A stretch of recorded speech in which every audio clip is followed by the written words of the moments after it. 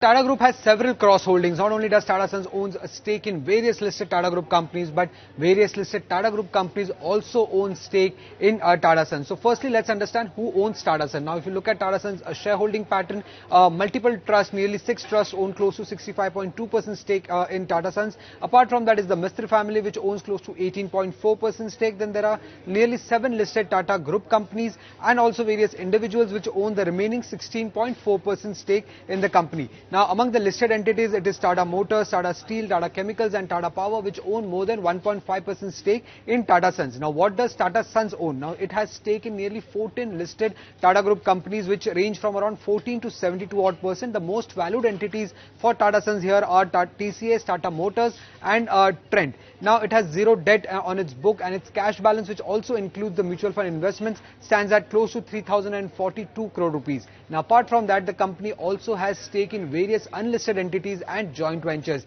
To be very specific, they have nearly 35 such entities, which include the likes of Air India, Vistara, Tata Advanced System, Tata Digital, Tata Capital, Tata Realty, Tata Electronics and many more. So how does one value Tata Sons here? Now, if you look at the 14 listed companies where Tata Sons owns stakes, the value of this the value of its stake in these companies stands at close to 16.3 lakh crore rupees. But given the fact that Tata Sons is a holding company, we do need to give a holding company discount. Now, if you give a holding company discount of 40%, the value of this stake comes down to around 9.8 lakh crore rupees, and a 50% holding company discount brings down the value at close to 8.1 lakh crore rupees. Now, the book value of the unlisted entities, now that stands at close to 81,282 crore rupees. Now, if you give a 2 times price to book valuation multiple to this stake, then the valuation comes at close to 1.6 lakh crore rupees. And if you add the cash balance of around 3,000 crore rupees, then the estimated value of Tata Sons comes at close to 9.8 lakh crore rupees. Now, this is assumed